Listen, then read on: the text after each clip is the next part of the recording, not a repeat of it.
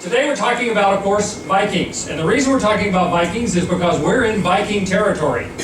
Here we left Denmark, which was one of the countries that was the source of the Vikings, and talk about that name and everything in a few minutes, going all the way up to the Arctic Circle, the North Cape, Hundingsvag, and stopping along the way. But all of the lectures that I'll be doing will be related to Norway, a little Denmark, some Scandinavia, and so this is the 13 lectures that I'll be offering over the course of this cruise. Ordinarily, the lectures on a sea day, like today, ordinarily I would do one in the morning, 10 or 11, and you just have to check your bulletin because they sometimes have to move things around because there's a lot of activities. This afternoon I will not be doing a lecture, as I ordinarily would on a sea day, because we have the captain's reception and a lot of other sort of getting us up and running for the cruise kinds of things going on. So we will not have a lecture this afternoon. Some of the days that we are in port, where we either arrive late or leave early, I will have a lecture on those days as well. So just keep an eye on the daily bulletin, and it will tell you what the topic is and the time. So today we're talking about Vikings. Tomorrow, probably tomorrow, again I'm not even sure exactly when it'll come in, but the second lecture is Norway is the best country in the world. So you'll need to come and find out why I say that. Then a brief history of Scandinavia so that you understand something about Denmark, Norway, Sweden, etc. The myths and legends of the North. This is the Norse mythology. Odin, Thor, Freya, others. History and mystery of King Arthur. What in the world is that about? Why King Arthur when we're in Norway? Well, you have to come to the lecture to find out. 30 Years' War, which was a great war, Protestant and Catholics, and Sweden especially, but Norway as well was very involved in that. Arctic explorers, how it is that people began to explore the Arctic Circle. Norway, the Norwegian explorers were a key part of that. Celtic Druids and Norse chiefs. The Celtic religion, which came out of Ireland, Scotland, as well as the Norse religion, there was interaction between the two. Trolls. You have to come learn about trolls. And I don't mean the little ones with pink hair that you had, when you were a kid. But we'll talk about that. Sami of the North. Sami are the native northern peoples of Scandinavia. You probably know them as Laplanders, although that's not considered a very appropriate term anymore. It's considered pejorative. So, but we'll talk about the Sami people and reindeer and all of that. Norway, Nazis, and Quislings. When the Nazis invaded Norway and took over the country, in fact, most of Scandinavia, and Quisling, if you know that word, which means traitor, there actually was a man named Viktor Quisling, who was Norwegian, who supported the Nazis, and that name has become synonymous with traitor. We'll talk about that. The Hanseatic League. There was a period of time in which there was a business group that started in Germany and had key ports throughout the whole Baltic and North Sea region that controlled, they had their own military, their own navy. They controlled trade all over this northern part of the world. And the Hanseatic League, in fact, when we go to Bergen, we'll do that talk right before we get to Bergen, there's a whole section of the town in Bergen which was entirely built by and dedicated to the Hanseatic League, and we'll discuss that. And then Nobel Prizes. Since Alfred Nobel, who started the Nobel Prizes, was actually Swedish, but he started this before there was a Sweden and a Norway. When we talk about the history of Scandinavia, Denmark, Norway, and Sweden have been intersprinkled so many different ways, where one would control the others, or then they would split up, it would be two against one, and all of that. So we'll get into all of those things. But today, we're talking about Vikings. To talk about Vikings, I have to start out by talking about, oddly enough, monasteries.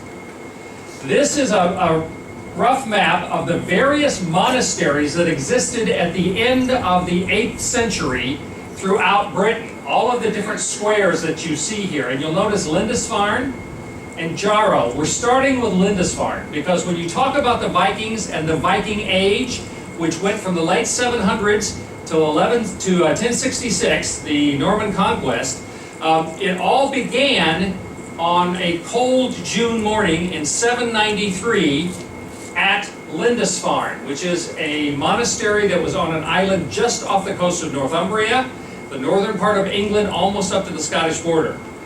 On that morning, that June morning in 793, this is what happened. Prior to this time, the monasteries throughout Britain, most of which had been planted by Irish, monks, St. Patrick and St. Columbo, had evangelized Ireland, and they sent out missionaries that planted not only around Britain, but also on the mainland of England, of Europe. They planted these monasteries, and the monasteries were very much at peace. They didn't have any enemies, they didn't have anything to be afraid of, they had no weapons, they had no fortifications. And so on this morning in 793, these ships came out of the North Sea, which by itself was surprising because in that day, people didn't sail across open sea. They only hugged the coastline. But these ships came out of the open water of the North Sea, long, sleek ships, double-ended ships with red and white sails. And the monks, when they saw the ships coming out of the mist, they went down to greet their visitors. Again, they had nothing to fear. They had no weapons. But the monasteries were also very rich in gold crucifixes and silver candlesticks and jeweled books. Lindisfarne was a very famous, very popular monastery, and a lot of people came there as pilgrimage. And in gratitude for the spiritual help they were given, for the forgiveness of their sins or whatever, they would often contribute riches. And so the monasteries were very wealthy.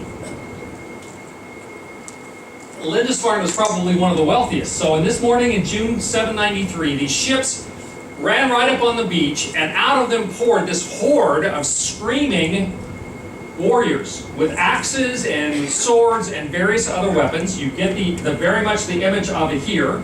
The monks, completely shocked by this, many of them were cut down where they were, in the chapels and in the various buildings. Lindisfarne was famous as a not only as a monastery, but as a library and as a place of learning.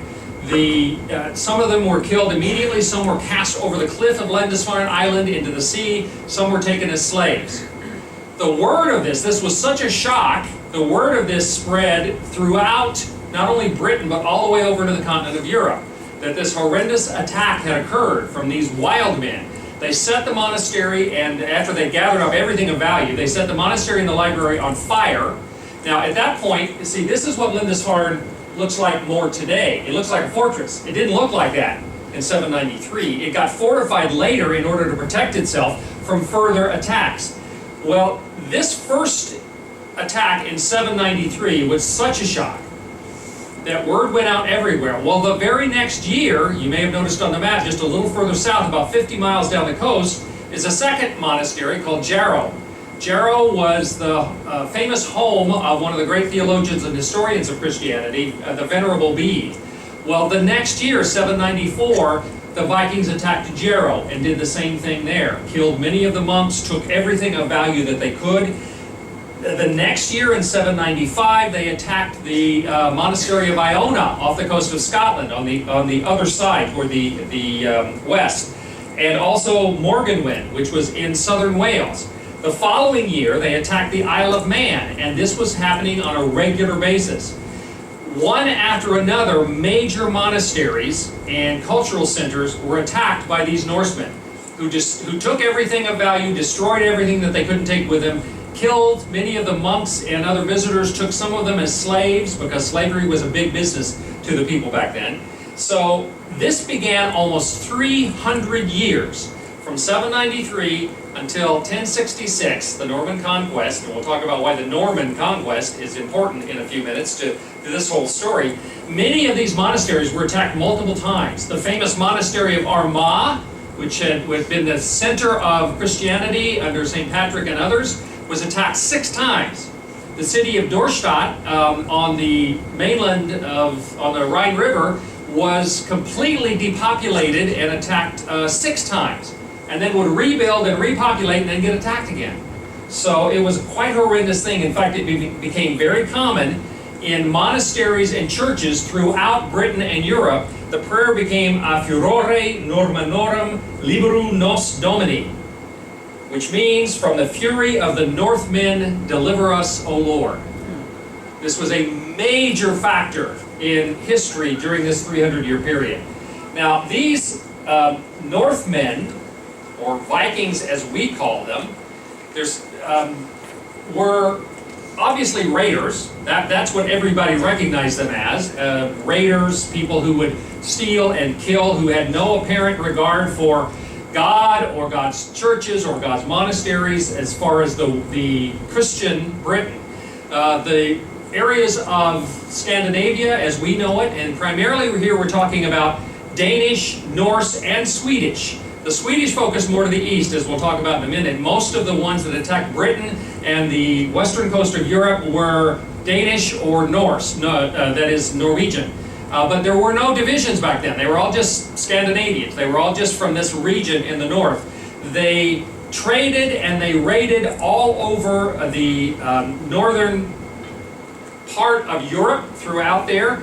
They got over into Eastern and Central Europe during the Viking Age for 300 years or so. We have evidence that they reached as far as Baghdad. They were responsible for conquering and going, the Swedish, especially the Swedish Vikings, went down some of the major rivers into Russia and established one of the first Russian principalities, the Kievan Rus. And so they created government in Russia. There are a lot of mysteries about them. They didn't leave a lot of written records. We have some, but not much. Even the word Viking, we're not sure what the source of that is. They called themselves Norsemen. Their language was Old Norse. Their original ancestors had been Germanic, that had spread north into what we know as Scandinavia. They had a common language, or at least, and it got a little bit different as they went along, but still today, somebody who speaks Norwegian and somebody who speaks Danish and Swedish can generally understand what's going on because they have the same roots. And so they came from a very common background. The word Viking may come from the word Vik. A Vik is an inlet, like to a river, or because they would sometimes lie in wait for merchant ships to pass by, and they would come out from these Viks and attack. It may be from the word Vig, which means battle. But we do know that they didn't call themselves Viking, they called themselves Norsemen, but they did talk about going a Viking. Going a Viking meant to get in your ship and travel out for either conquest, raiding, for exploration, because they were great explorers, as we'll discuss, or it could just be that they were on trading. You're looking for various trading routes so that they could be involved in trading the animal products primarily that they developed for other things that they did not have. For certain, these Vikings were bold, they were brave, they were strong. A Viking had no fear of death because they believed in their Norse mythology. They believed that as long as they died an honorable death with their sword in their hand, then they would spend eternity in the halls of Valhalla in Asgard. The Valhalla was the home of Odin, and they would spend all of eternity fighting and feasting and doing other things that manly men like to do. And the idea was that every day they could fight, and if they got killed, the next day they'd be reborn and they could start all over again. And to them, that was heaven. That was the ideal. And so they had no fear. As long as they died an honorable death, particularly in battle, then they were good. So they also valued honor. Honor was very important to them. Defending one's honor, even if it meant a feud with other Viking families, was something they often did. They valued daring and valor, strength and agility, and particularly they were known to be brutal against their enemies. Some of the tortures and torments that they created for leaders of their enemies are not to be spoken of in polite company. So I'm not going to get into the details of that, but they could be very brutal. Some of the Vikings were what were known as berserkers. You know the word berserk. Well, that comes from a Norse word which means they would go into battle. Berserk probably means bare skin, as best we know. They would go into battle with no armor, no even clothing. They would whip themselves up into a frenzy, eyes rolling back in the head, slavering, drool, and the whole thing, and just like madmen go rushing into battle with no concern, fear, anything else. And these berserkers, while not all Vikings fought that way, they were terrifying to the people that they fought against. And so this was kind of the whole idea of the Viking mythology that they had created. They always wanted to create an idea of fear on the parts of their enemies or potential future enemies, which is one of the reasons why they would put fearsome heads on the fronts of their ships, dragons or wolves or things of that sort, because they believed that would instill fear in the people that they were attacking as they went out. They were not only raiders, though. They were traders. They had extensive trade routes. Much of their travel was in seeking after trade. They were explorers.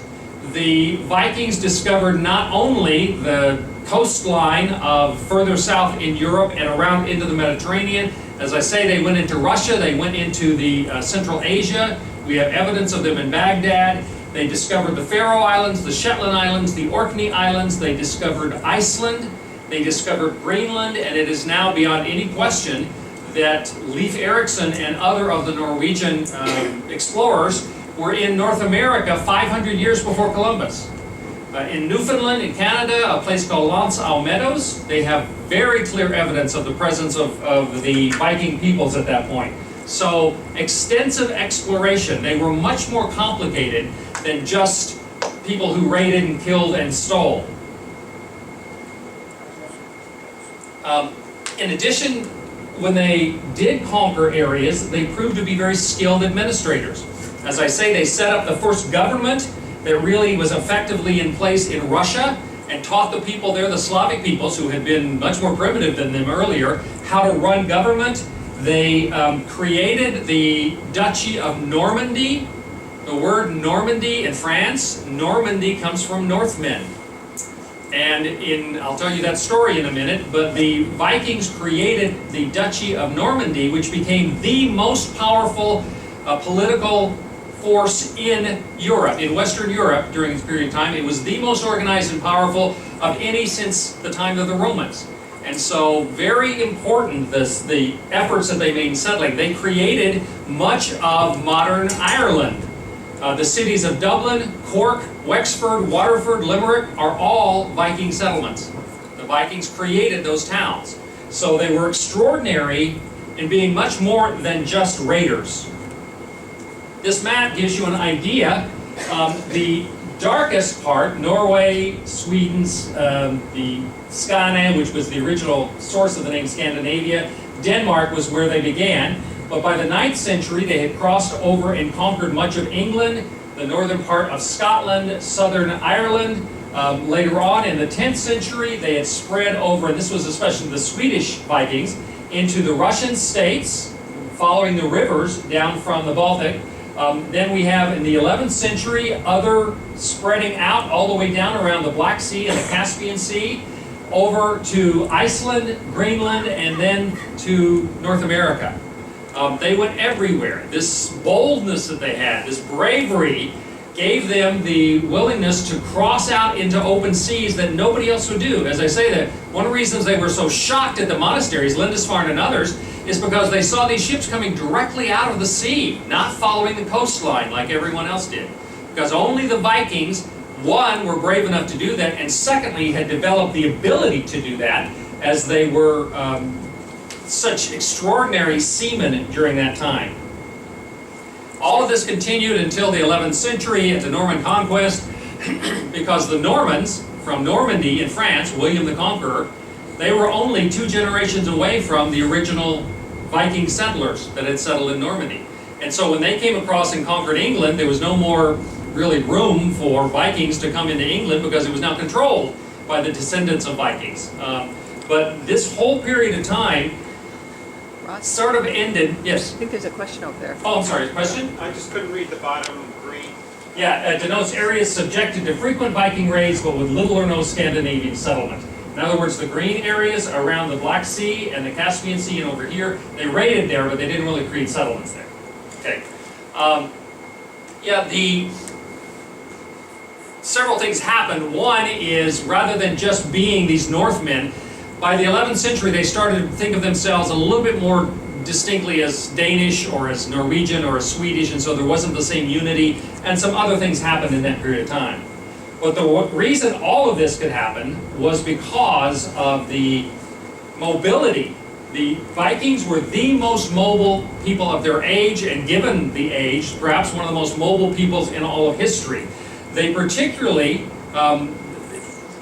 it was said that the Danes live in the sea, because the Danes in England especially were the most known. They were more Danish than anything else. The Viking ships that they created were some of the most miraculous inventions ever.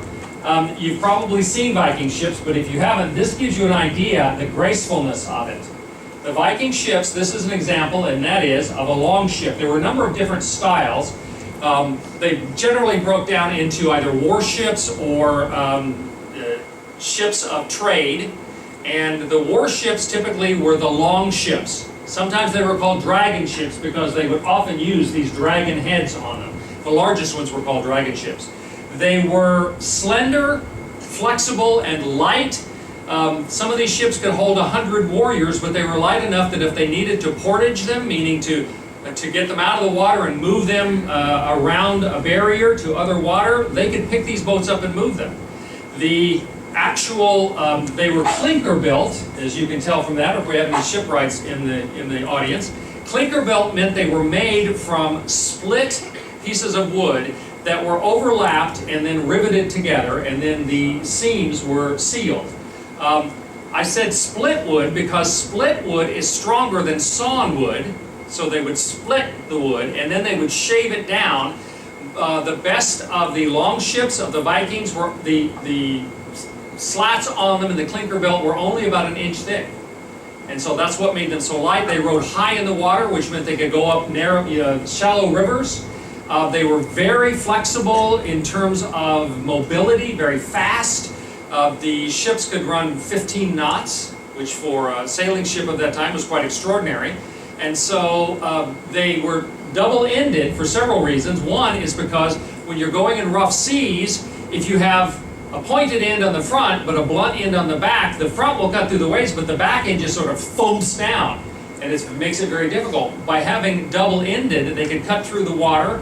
The back end would be able to cut through the waves as well as it came back down into the various troughs. The double-ended meant that they could reverse direction immediately. They didn't have to worry about if they had to turn around, they didn't have to make a big wide maneuver. All sorts of very innovative kinds of ideas. Again, the long ships could carry up to 100 warriors and 34 different rowing places on them.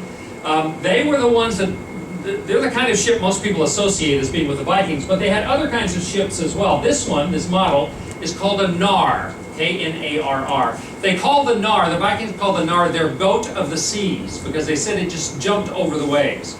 The Nar was wider, it wasn't as long. It typically could hold 50 people, but particularly because it was wider and deeper, it was intended for trade and for long-term exploration. They could carry 50 tons of materials in these. So that's what they used when they were striking out to move their families to Iceland or Greenland or wherever else they were going. So they had a number of different kinds of ships, but all of them innovative in a way that no other ships existed. In fact, from some of these ships, like the Nar, later on the Hanseatic League, which became a major sea power, they modeled their ships on the Norwegian, or the Viking designs. And so these became very, very popular.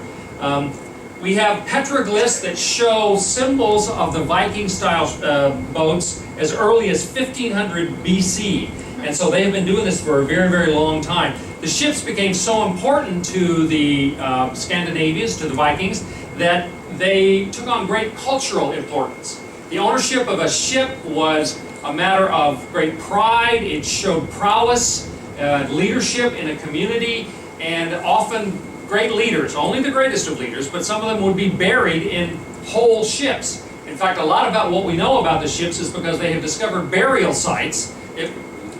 I'm sure there were times when they set the boat on fire and sent the Viking leader off down the river, but usually they would bury them on land, but in a ship. And so they have uncovered these ships and been able to identify a lot more about the people, about the ships, and that sort of thing because they discovered them on land. The Vikings also were experts of navigation in a way that no one else had ever been. They not only knew the stars and how to determine all of the various general navigational, general knowledge. They knew the landmarks, the land landmarks. They understood that the way the animal life acted told you a lot about where you were. For instance, if they saw whales, they knew they were probably pretty close to land, because as you got closer to land and it got shallower, the feeding, the food for the whales would come closer to the surface, and so the whales would be closer to the surface. They knew all of this. They also discovered apparently a primitive kind of compass that would allow them to be able to determine direction. And they had, and they're only in the recent years, 2 years ago I read an article where they discovered more about this. They had a thing called a sunstone, which was like a crystal, and when you hold it, it polarizes the light, and when you hold it in a certain direction, it tells you where the sun is, even if the sun is not visible. If it's behind clouds or even just below the surface of the horizon, and if you know where the sun is, then you know what your direction is. And so they had extraordinary navigational abilities that allowed them to sail in the open seas, plus the fact that they were simply not afraid of anything. And so they would try this kind of stuff. If you have any questions as we go on, too, I mean, I'll answer questions at the end, but if you have anything pressing as we go on, please ask me.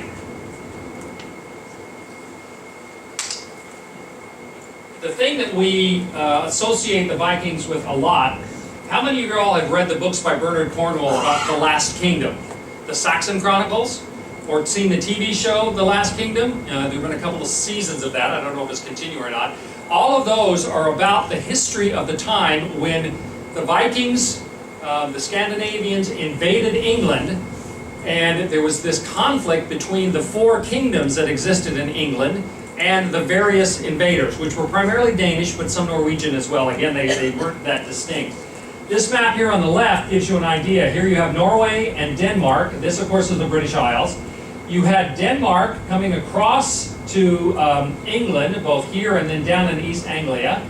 And then later you had the Norwegians sweeping around and over, especially focusing on Ireland and here. The yellow represents the areas that the Danish, primarily Danish, settled, there and there. The red is primarily Norse, Norwegian peoples that settled. Now, what happened is starting in 865, really, and I'll get into the details of this, there were major invasions of large groups of Scandinavians into this area of Great Britain. The reason they came is because they got tired of just raiding. I mean, they would raid and they would take gold and silver and jewels from books and things like that, and then take them back to Norway where they barely had enough land to be able to make a living on, to raise enough crops. And they were thinking, if we saw this place that was really nice, where we could grow all kinds of crops, so maybe we should just go back there rather than just raid this place. And so that began to develop so that in the 9th century they began to send groups of people who wanted not just to raid, but to settle and to take over some of the land. And so that's the kind of movement that you see here, where they actually started coming in and settling various areas around first Great Britain, and then shortly after that into England as well. This is the history. In 865, as you see up here, we have the invasion of what's called, depending upon who was talking about it, either the Great Viking Army or the Great Danish Army, or the English called it the Great Heathen Army, since these were Norse, they worshiped Norse gods instead of Christians, and all of this area was Christianized by that time. Following the Romans, Christianity had come into it. What happened is that the Scandinavians invaded with the Great Heathen Army in 865. They came in, whoops, wrong button. They came in first in East Anglia. There were 4 kingdoms in Britain. There was East Anglia, Mercia, Wessex in the south, and Northumbria in the north. Well, they came into East Anglia first, and they landed with this army, and they approached the king of East Anglia, and he said, look, leave me alone. I'll give you horses. They had come by ship. They didn't have any horses with them. He said, I will give you all the horses you want if you'll just leave us alone. So they did. He gave them horses. They went north up and conquered the city of York. In fact, conquered all of Northumbria, the northern kingdom, and stayed there for a year or so. Then they came back down, and in various series of campaigns, they did battle with Mercia. Mercia bought them off. They left for a while. In fact, it became common. It was called Danegeld, which means Danish money, where they would frequently be bought off by both in Britain and in France by the various leaders in order to go away. And since, they're saying, okay, if you give me enough money, I won't bother you. But usually that didn't work for long because, for instance, the king of East Anglia had given them horses. They went north, came back down, fought Mercia, and then went over and killed the king of East Anglia, who had kindly given them the horses, and took his land away from him anyway. Eventually they had conquered Northumbria, Mercia, and East Anglia, and the only one that was left was the kingdom of Wessex. Everything else was controlled by the Scandinavians. In fact, it was called the Dane Law because it was where the Danish law was enforced. Yes? How big are the armies we're talking about? Well, it varied. At one point, we could talk about 50,000 at one point because one of the 700 ships invaded the Seine River in France, and they could hold up to 100 people each. So that could have been up to 70,000 there. Here we're probably, and it varied. Some of them would come, go, others would come. So we're probably talking 30 to 50,000 soldiers in an army, but not all of them would be gathered together in one place. It would generally be smaller than that in terms of the battles they fought. But there were large numbers of people here. And the Scandinavians were saying, we want to settle in this land. This is a much better place to live. Better crops, better places to have cattle, etc. And so the only kingdom that held out against them was Wessex. King Alfred of Wessex.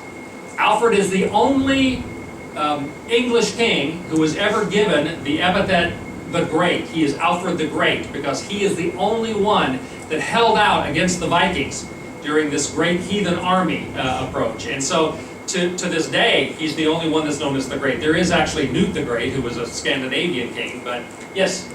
So the Angles and Saxon kingdom, these were from a previous invasion? Exactly. Yeah, if we did the whole history, the original people here were the Britons. And they, the Anglo-Saxons, which were primarily Germanic peoples as well, had come over earlier and had pushed them further to the west. In fact, at this point, the Britons were primarily the Welsh, as well as Strathclyde and some other areas further up north. But most of these kingdoms we're talking about now were not originally Britons. They were Anglo-Saxons. And now these Germanic Norse people come in and they start conquering. When I talk about mystery and history of King Arthur, Arthur was a Briton. He's one of the ones who fought back against the Anglo-Saxons, and we'll talk about a little bit of that history later. So King Alfred, at first, he bought off the Vikings to leave them alone. But he did that in order to gain time, and he was the Great because he developed a specific plan to defeat these Vikings that nobody else had been able to defeat. One, he reorganized his army so that all of the people in his kingdom, all of the men, were part of the military. Half of them would serve at any given time. See, previously they had a lot of problem because when they said, okay, you're drafted into the army, and it was a permanent thing, they would desert to go home because they had to worry about their families and their farms and stuff. So he gave them a chance to serve only part of the year and didn't have as much desertion. He created a navy, the first time they really had one in England. His ships were very different. They were larger, they were higher sided, which was good because they were harder to board. They were slow and flat-bottomed, but so they couldn't compete in maneuverability with the Norse ships, but they were great for defending a coastline because they were very, they was like floating fortresses. And he proved to be very successful with those against attacks. And especially he built these fortified towns called burhs. These burhs it's where we get the word borough later, like the boroughs of New York. The burhs were fortified, these were wooden stockades, but they were large enough that any people, if the Danes or Norwegians attacked, the people could retreat to these towns and bring their cattle with them and at least be protected that much. And he created enough of these that nobody was ever more than 15 miles away from one of these fortified burhs. He created a road system that connected all of these burhs so they could move troops quickly from one place to another. And he, which sounds like a bad thing, but it was really good in the long term, he created a system of taxation in order to pay for all of this that actually ended up providing later on sufficient funding for them to organize a much more effective government. Alfred was the first one to really create a government that had any chance of controlling more than a very small area. And so, again, those are all reasons why he is called Alfred the Great. Eventually, the Danes, a major battle was fought against Alfred. He defeated the Danes at the Battle of Edington in 874. He agreed to divide up England, that the Danes or the Scandinavians could have the certain area which was called the Dane Law, because that's where Danish law was held.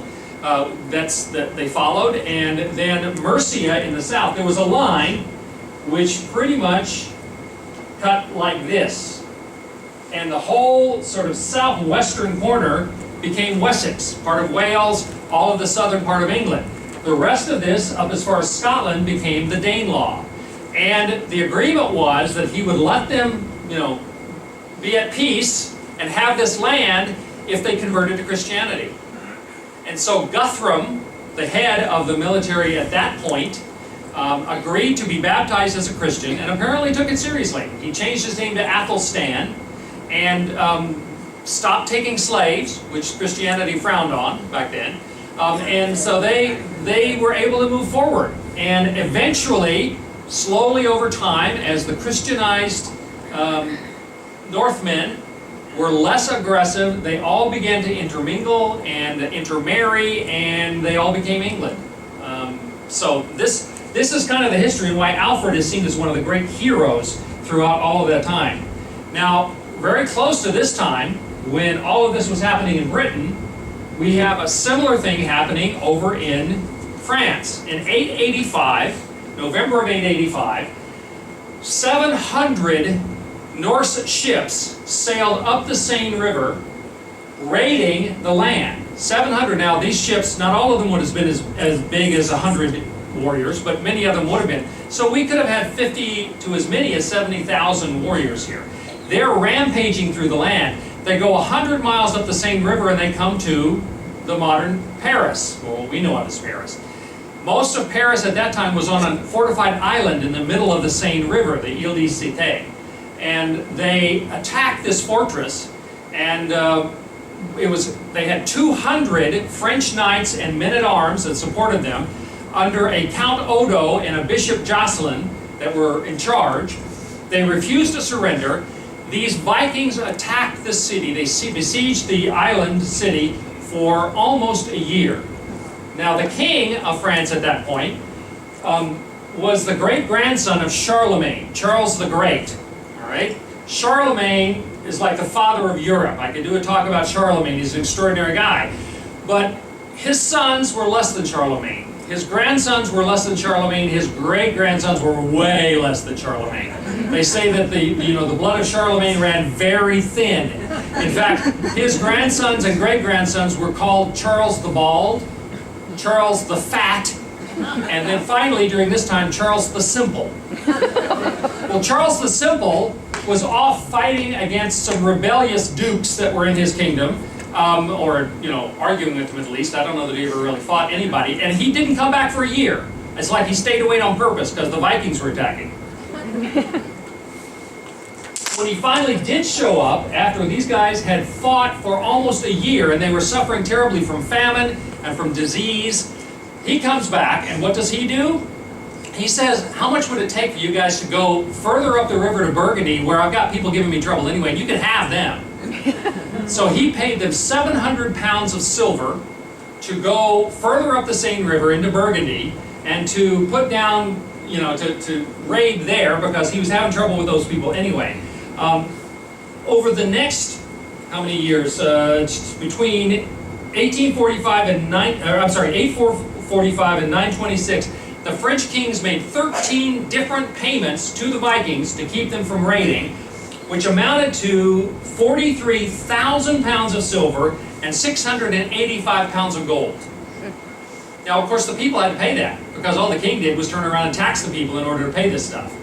Finally, in the 9th century, late 9th century, early 10th century, we have a new Viking leader show up.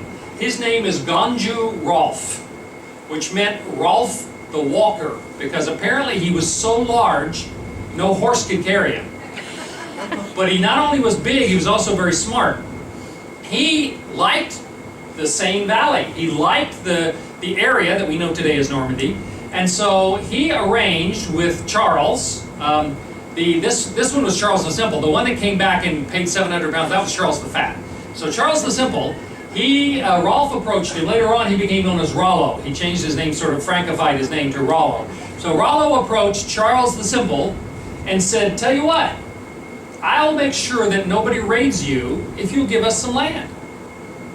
And so Charles said, okay, the deal is, I will give you land along the lower Seine River, what we know as Normandy today, if you will not raid and keep anybody else from raiding, any other Vikings, secondly, if you will become Christians, and finally, if you will pay obeisance to me as your king, if you will honor me as your king.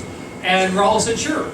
So they gave him the land. Later on, Rollo got this converted to a duchy, which means, and the Duchy of Normandy became the most powerful political entity in Western Europe. And very significant, because 155 years later, William the Conqueror from Normandy, who was 2 generations away from the original Viking settlers, invaded England. That's the Norman Conquest. Those were Vikings, directly descended Vikings who invaded during the Norman Conquest to England. But Rollo sets all this up, and he's true to his word. He gets baptized. In fact, he starts supporting the local churches and monasteries, has the cathedral at Rouen rebuilt, is very supportive of Christian activities. But we know he was a little bit ambivalent about this, because on his deathbed he said, okay, I want 2 things. I want to be buried in the cathedral at Rouen that I rebuilt, and secondly, I want to have human sacrifice made in my honor, so that if when I arrive in heaven, if it's St. Peter, I'm good, or if it's Thor, I'm good. Either way, all right? So, but he, and another story is told that in order to pay honor, when he and his lieutenants showed up before King Charles, and Charles is sitting on his throne, and he says, okay, kiss my foot. And Rollo said, say what? He said, you have to kiss my foot to show that you honor him as king. Rollo, which gives you some idea of the relationship between them, he said, I'm not going to kiss your foot. He turns to one of his lieutenants and said, you kiss his foot. So the lieutenant, the story is, reached down and grabbed Charles' foot and pulled it up here, tipping him over backwards, throwing it all. Okay, and that was kind of the relationship they had. But they settled in Normandy, they kept people from raiding, they created this powerful duchy, and later on ended up taking over England as the Norman invasion. Yes? So when did the Norse language change to French? I mean, what was the process? It's during that 155 years. In fact, there's an interesting difference here. In England, the Danes, the Scandinavians in England, very much led the culture. In fact, so many of the words that are common in English today are Danish words. I'll get back to that, your question in just a second. In England, any town name that has by at the end of it, Derby, Whitby, etc., that's the B was the suffix which meant farm or village in Old Norse. A lot of the words like husband, thrive, window, egg, happy, all of those are Danish words, and they came into English. The situation here was the Danes in France worked very hard to become part of that culture, and so while there was some influence, it primarily, by the time, 155 years later, by the time that the Scandinavians invaded England in the Norman Conquest, they were speaking mostly French. So there was a difference there. The Danes in England, or the Scandinavians in England, very much influenced the culture there more than the French did in France. Okay? I can go on and on with this stuff. This gives you an idea here, the division. Mercia, Wessex down here was the area that King Alfred controlled. This pink area, up almost to Scotland, was the area known as the Danelaw. In Ireland, the Norwegians really focused on Ireland more, and they ended up creating, as I said before, the towns of Dublin, of Wexford, Waterford, Cork, and Limerick. Now, unlike in England, there were not individual rulers that if you conquered the ruler, you then controlled the whole, you conquer the whole land. Ireland was a little bit more difficult than that. The Irish were a little bit, tougher to try to get control of. For instance, there was the first invaders, the Scandinavian invaders of Ireland, was called Thorgeld and his people. And Thorgeld landed here and eventually created Dublin. The king of Meath, which was the kingdom of Meath here, the king of Meath said, sure, yeah, you're in charge now. Well, immediately after the king of Meath's beautiful daughter and 15 of her handmaidens invited Thorgeld and his chief captains down to the lake for a picnic. Wink, wink, wink, wink. Okay? So they all went down to the river picnic, and the 15 handmaidens of the princess threw off their garments. Turned out they were armed Irish warriors. They drowned Thorgeld and all of his captains. Okay? Well, that sort of thing happened over and over again in Ireland, and so the reason the Scandinavians, the Vikings, as tough as they were never successful in conquering more than just the areas right around the cities. The rest of Ireland simply wouldn't give in to anybody. The English had similar troubles later on. But they did create a lot of the culture of Ireland by establishing these trading villages, which later became the major cities of Ireland. There was a statement, even a wonderful quote from a chronicler called John of Wallingford, who said that the Danes were always combing their hair, changing their underwear, and taking weekly baths, quote, in order to overcome the chastity of the English women and procure the daughters of noblemen as their mistresses. If all it took was taking a bath and combing your hair, then you had to sort of wonder about the chastity of these women anyway.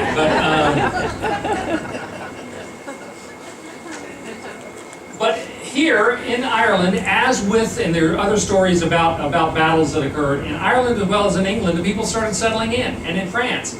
The Vikings became part of the culture. They intermarried, they had children together, and eventually they became part of that country. They were Christianized. A very different kind of world existed after that. They stopped the raiding because now they had what they really wanted, is a home that they could have, good crops and good homes and security and safety, because the Vikings didn't like to be raided any more than anybody else did once they settled down, all right? This gives you some idea of the travels to the New World. Again, the Vikings were willing to travel in a way nobody else had ever been willing to. They, coming here, they traveled over into northern part of Russia, all the way up through the Arctic Circle, past even where we're going to be, throughout the whole of the Mediterranean, well, the Baltic, and then down into the Mediterranean. They control the island of Sicily and southern Italy at one point. They obviously a lot around Britain and the coast down into the Iberian Peninsula, Spain and Portugal. They went to the Faroe Islands, the Orkney Islands, Iceland, Greenland. This is kind of weird, the angle here, but this is Scandinavia, this is England, and then they crossed over Faroe Islands, Iceland, Greenland, all the way over to what they call Vinland, which we believe, Lance Almeros, the site in Newfoundland, which they have clearly demonstrated was a Viking center settlement for a period of time. Both in Greenland and in North America, they didn't stay very long. North America, I think it might have been because of conflict with the Native Americans who didn't like having them there. In Greenland, they lasted almost 500 years after Leif Erikson settled Greenland. Leif Erikson's quite the character. He was a murderer and an outcast. He was exiled. He went from Norway to Iceland, then got thrown out of Iceland. He went to Greenland and started a community. The reason that he called it Greenland is he wanted people to think it was a lot nicer than it was. So people came to Greenland and they set up colonies there at Eric the Red. Did I say Leif Erikson? You did. It's Eric the Red, sorry, Eric the Red. And he started these communities in Greenland. They lasted about 500 years before they finally gave up because the climate was so harsh. And then his son, Leif Erikson, went to North America. He was not nearly the scoundrel. In fact, he became a Christian and was encouraged by King Olaf of Norway to help in bringing Christianity back to Norway. But the exploration around the world was quite extraordinary. There are a number of mistakes, errors, myths surrounding the Vikings that we need to address. Today, whenever anybody thinks of Vikings, what do they think of? Horned helmets! Vikings never wore horned helmets! Okay? Some of the earlier pictures I showed you, they would wear leather helmets, sometimes with metal crown, a piece on top of it to protect against blows and stuff. Yes? What's that? How did the myth of the horned helmet start? Well, what happened was, for a long time, the Scandinavians, the Vikings, were held, the Catholic Church especially, because of all of the raiding and everything, they really demonized the Vikings as being barely human, all right? And so there were a lot of terrible stories. But then, in the 18th and 19th centuries, there was kind of a Viking revival in which the Vikings became seen more as noble savages, kinds of stuff, like Rousseau said about natives. And the idea of the horned helmet came from the costumer of a Wagnerian opera. You've seen the fat ladies with the horned helmet, sing the Wagnerian thing? they invented this as just a visual effect. Now, there were some ancient Germanic tribes that used short metal horns on their helmets. The Vikings never did. They never wore horned helmets. And of course you get images like this. My Danish father-in-law, who just died a month ago at 105, days are tough, he had one of these on his shelf that he had gotten from Denmark. So the idea that they wore horned helmets, but it was entirely something that was created in the 18th and 19th centuries as sort of a romanticizing of it for opera and that sort of thing. So they never wore horned helmets.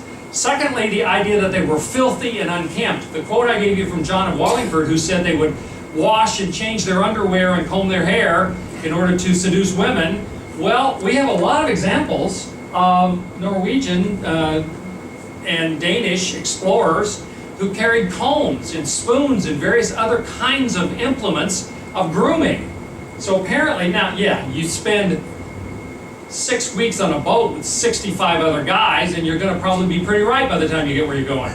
But other than that, they tended to be quite clean compared to other Western Europeans. They believed in bathing. Most of Western Europe didn't bathe at that time. They thought it would make you sick. And so they actually were cleaner than a lot of them. So that's another myth. The third one was that they spent all of their time just raiding. They were always out attacking people and killing them and stealing from them. In fact, much of the time they spent at home as farmers, because they all had farmers at home. The wives would take care of the farms when they were gone, but they would go home for farming, and they also were great traders. You know, they did a lot of trading. A lot of their exploration was looking for trading routes. Yes? You said that they were being bought off by these various kings. Right. If they were interested in food and farming, how did they use the money? Right, so they're being bought off by these kings. How did they use the money? Well, primarily, anywhere they went, there would still be the opportunity to trade using either goods or money. The Vikings often would use what they called hack silver. They would have silver bracelets or various other torques, you know, the necklaces, various things like that. And hack silver would be, in order to pay for something, everybody valued silver and gold. And so they literally would chop off a piece of this that they thought was about the right amount to be whatever it was they were trying to purchase, and they would give that hack silver in exchange.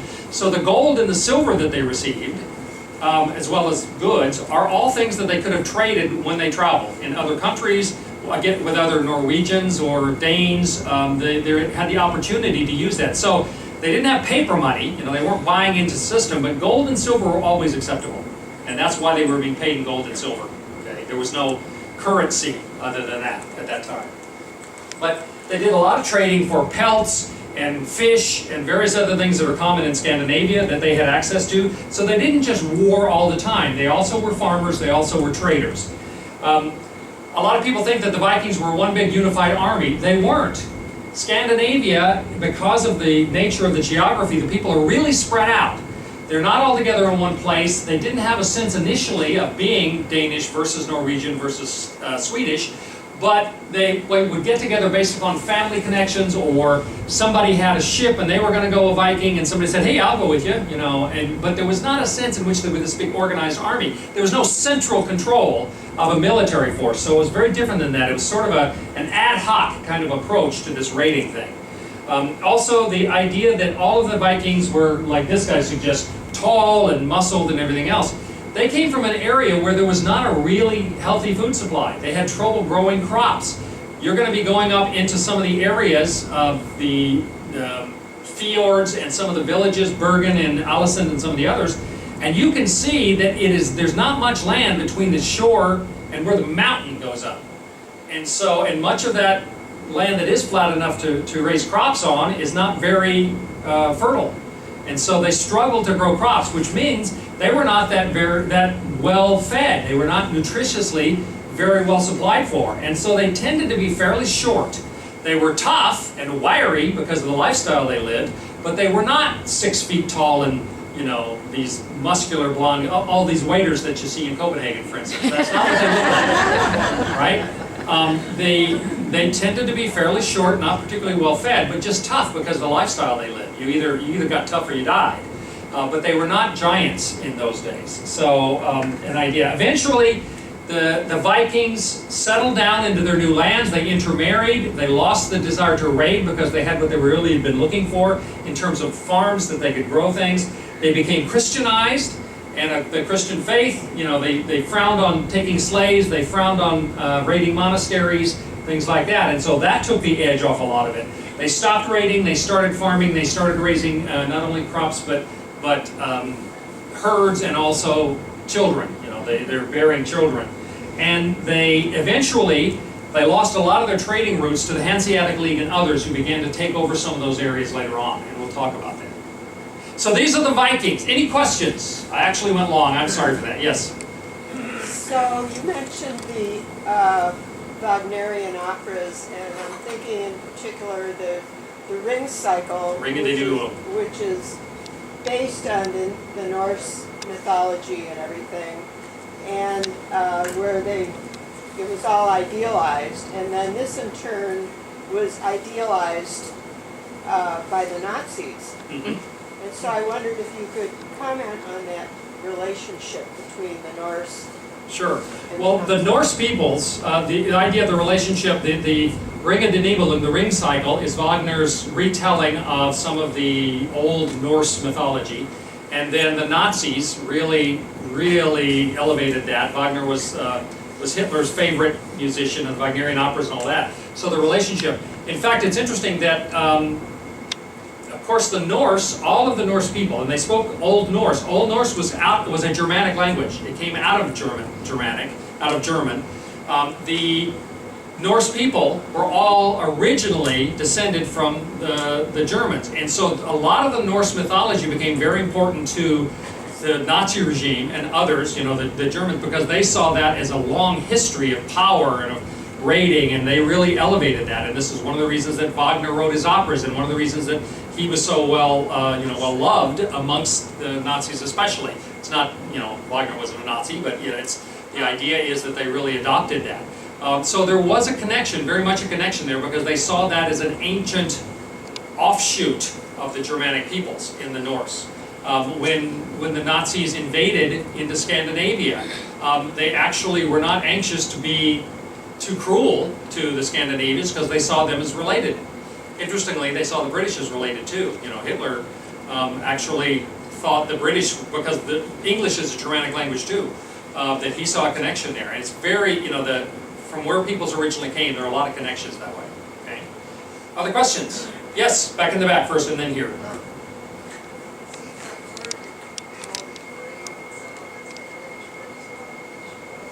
They have a tremendous what?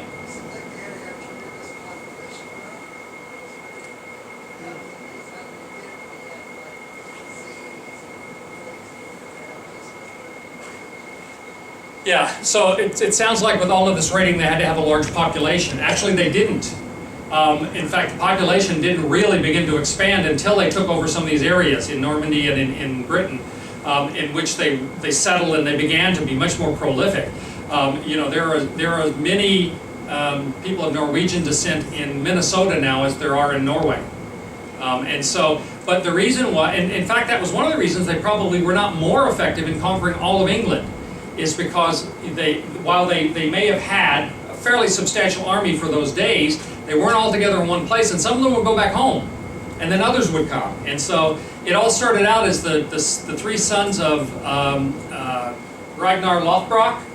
His three sons were named Ubba, Halfdan Ragnarson, and Ivar the Boneless. And they led it, but then they ended up either being killed in those three cases, and then somebody else came. So it's not that they had a huge population, it's that they sort of had maxed out the possibilities for their population where they were living, and that's one of the reasons that when they started raiding, they started saying, hey, we don't really just want gold and silver and jewels, we want some place that we can have a better life and grow bigger families and stuff, because it wasn't happening along the coast of Norway. Again, you'll see, if you haven't been there before, you'll see how rough it is as we go along. Right here. That was part of my question. As everyone was leaving the Norse countries, what was happening to the population? Was it declining? Well, the population was declining. Initially, the raiders would have left, you know, their wives and other kinfolk at home to run the farms, etc. But quite often what would happen when they decided that they weren't just going to raid anymore, they were going to move, they were going to live there, they would go and get their families and bring them with them and their livestock. That's why some of the boats they had, the Nars, were able to carry fairly large amounts of stuff, including animals, in order to get them to the new homes that they had. So yeah, the population went down, and that's why I say that there's half as, there are equal number of Norwegians in Minnesota as there are in Norway now, and that happened over a long period of time. Was there another question up here? Yes? What about Viking women? Anything know about that? The role of Viking women. There were rare instances, and very rare, unlike the Viking TV show, rare instances where women actually participated in raids and were in battle. So that did happen, but not often. Mostly the women stayed home. But that's not to think of them as petite wallflowers, because there are many, many stories about how the women were the ones that motivated the men to do what they thought was necessary to maintain their honor. There's a story about one Viking leader whose cousin was killed by another Viking, and he was just going to let it alone. But the Vikings' honor was very important to them, and they fought many, many feuds, Hatfield and McCoy kind of feuds. And the wife, in public was saying, "My husband is a woman. He's not willing to defend our honor. He will not go and, and kill this person who killed our cousin." And so the women often were the ones that were sort of driving the force behind that. They were not passive observers.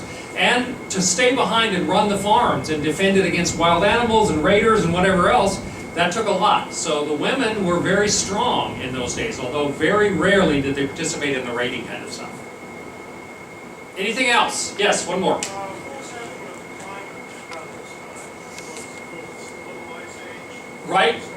The climate at this time did have an effect. For instance, one of the reasons they believe Greenland was finally given up is because the Little Ice Age. The climate did get worse. The ice started coming further south, made it more difficult to live there, and so that did affect some of the areas that they lived in.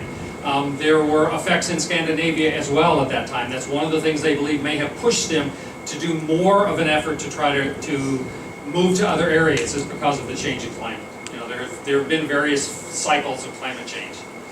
I went too long. I apologize. Thank you very much. Please watch the bulletin for tomorrow.